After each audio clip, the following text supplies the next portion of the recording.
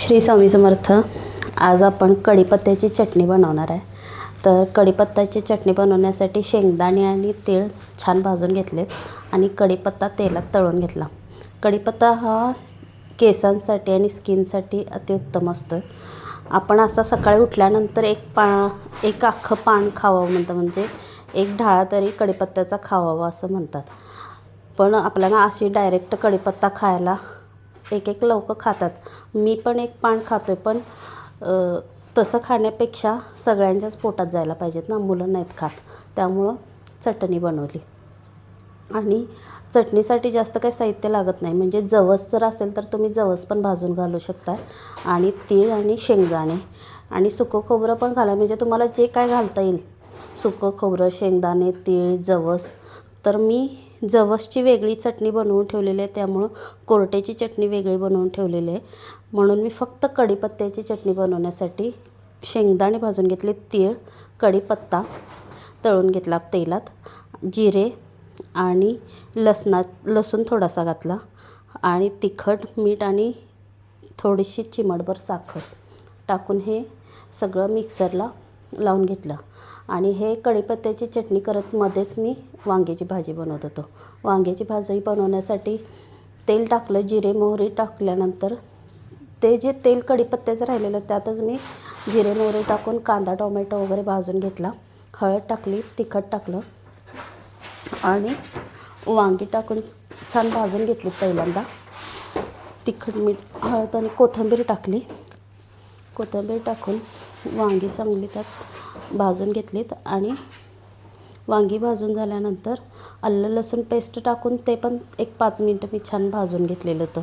कारण आलं लसूण मी कांदा आणि टोमॅटोच्या भाजल्यानंतरच घालायला पाहिजे होतं, पण मी ते घालायला विसरलेलं। म्हणून वरून वांगी भाजतानाच लसूण आणि आलं हे घालून चांगलं भाजून घेतलं आणि त्यानंतर शेंगदाण्याचं कूट टाकून वांग्याची भाजी चांगली शिजवून घेतली। शेंगदाण्याचं कूट, कारण ही साधी भाजी केल्यानंतर शेंगदाण्याचं कूटच घालून चांगली लागते भाजी, त्यामुळं अशाच पद्धतीनं करून घेतली आणि कढीपत्त्याची चटणी बनवून घेतली। आणि आज आम्हाला जायचं होतं, आता ज्योतिबाचे खेटे सुरू झालेत ना आजपासून, म्हणजे 8 फेब्रुवारीपासून पहिल्यांदा ज्योतिबाचा पहिला खेटा असतो। तर माघ पौर्णिमेपासून होळी पौर्णिमेपर्यंत येणाऱ्या प्रत्येक रविवारी जी यात्रा भरते त्याच यात्रेला आपण खेटे म्हणतो। याबाबतची आख्यायिका अशी आहे की केदारनाथ म्हणजे ज्योतिबा आपली दक्षिण मोहीम संपवून हिमालयाकडे परत निघालेत आणि करवीर निवासिनी महालक्ष्मी अंबाबाईला कळताच की ती कोल्हापूरहून अनवाणी ज्योतिबा डोंगराकडे धाव घेते आणि केदारनाथांना न जाण्याविषयी विनवणी करते। तेव्हा केदारनाथांनी करवीर निवासिनी महालक्ष्मी अंबाबाईच्या विनंतीचा मान देऊन मैनाकगिरीज म्हणजे ज्योतिबा डोंगर यावर राहण्याचे मान्य केले आणि तेव्हापासून कोल्हापूर ते ज्योतिबा डोंगराकडे पायी चालत जाण्यासाठी, म्हणजे कोल्हापूरचे लोक बाहेर पडत असतात, पायी जाण्यासाठी जे चालत जातात त्यांनाच असं आपण खेटे म्हणतो। म्हणजे खेट्यांची प्रथा आजतागायत अजून सुरू आहे। आम्ही गाडीवरनं जातो, कारण आम्ही इकडं कोल्हापूरमधनं चालत सकाळी लवकर रात्री 12 वाजता लोक बाहेर पडत असतात चालत जायला। म्हणजे मी आजपर्यंत कधी गेलेलं नाही आहे चालत, उगाच खोटं कशाला सांगायचं। आम्ही गाडीवरनंच जातो आणि गाडीवरनंच जाऊन दर्शन घेऊन येत असतो। ज्योतिबाच्या डोंगरावर जाताना मी हा व्हिडिओ बनवलेला होता। तर खेटे म्हणजे काय, कोल्हापूर ते ज्योतिबा डोंगर असा पायी प्रवासानं रविवारी ज्योतिबाचं दर्शन घेतलं जातं आणि कोल्हापूरच्या श्री अंबाबाईने पायी अनवाणी चालत येऊन श्री ज्योतिबाच्या दर्शनासाठी खेटा घातल्याची आख्यायिका सांगितली जाते। हीच परंपरा चालू ठेवत कोल्हापूरचे भाविक ज्योतिबाच्या दर्शनासाठी अनवाणी पायी चालत रविवारचे खेटे घालतात।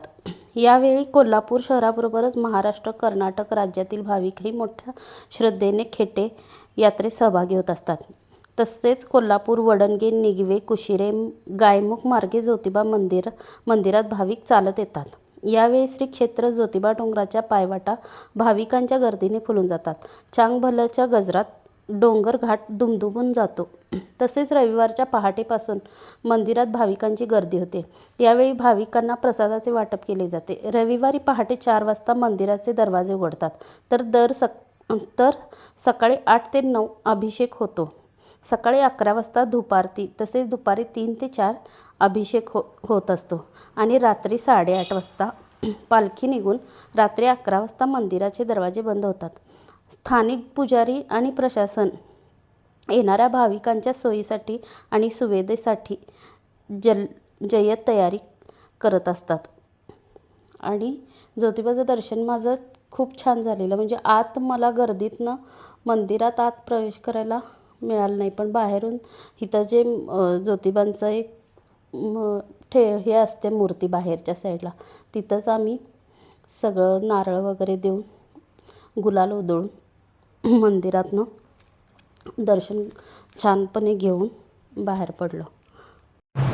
तिथून ज्योतिबाचं दर्शन घेऊन एक खेटा आज पहिला होता, त्यामुळं एक खेटा घेतला आणि खाली यमाईचं दर्शन घेण्यासाठी गेलो. यमाईचं दर्शनसुद्धा आमच्या माहेरचं यमाई देवी ही कुळदेवी आहे, त्यामुळं तिथंसुद्धा पीठ मीठ वगैरे देत असतात खाली यमाईच्या देवीच्या इथं. तिथलं पण दर्शन तुम्हाला मी व्हिडिओमध्ये दिलेलं आहे. यमाई देवीचं मूळ मंदिर साताऱ्यातनं औंध गावात यमाई देवीचं मंदिर आहे. आम्ही तिकडं पण जाऊन आलेलो आहे यमाई देवीचं दर्शन घेऊन. ते पण एक प्रमुख शक्तिपीठ आहे आणि भवानी देवीची बहीण म्हणून यमाईला मानलं जातं. आणि तिकडचं पण मंदिर तुम्ही बघा, औंधमधलं मस्त एकदम छान मंदिर आहे ते पण औंधमध्ये. ज्योतिबांचं आणि यमाई देवीचं नातं म्हणजे आई आणि मुलाचं आहे. म्हणजे आई आणि मुलगा म्हणून त्यांचं दर्शन घेतलं जातं. पूर्वी लोक सासनकाठ्या घेऊन औंधला सुद्धा जायचे, पण देवी यमाईनंच ज्योतिबांना असं सांगितलं की तुम्ही इकडे यायची आता काय गरज नाही, आम्हीच म्हणजे औंधवरून ज्योतिबावर डोंगरावरती येऊन राहतो, म्हणून देवीचं तिकडं मंदिर आहे खाली यमाई देवीचं. पूर्ण माहिती आपल्याला ज्योतिबा डोंगरावर जे अध्याय मिळतात किंवा तिथले जे पुस्तकं वगैरे आहेत ते आणून वाचल्यानंतर आपल्याला पूर्ण माहिती मिळून जाईल. ज्योतिबांना दवना अर्पण करूनच यात्रेची सुरुवात होते. ज्योतिबांना दवना फार म्हणजे फार आवडतो. ज्योतिबा डोंगराच्या इथंच खाली केखले गाव आहे, तिथंच दवनाचे पिकं येत असतात, म्हणजे दवना तिथूनच घेऊन येत असतात. ज्योतिबांचं आणि यमाईचं देवीचं दर्शन घेऊन झाल्यानंतर आम्ही खाली आल्यानंतर बाबूजी मालजवळ पांडू मिसळ आहे, तिथं मिसळ आणि ताक खाऊन मग आम्ही घरी गेलो नाश्ता करून.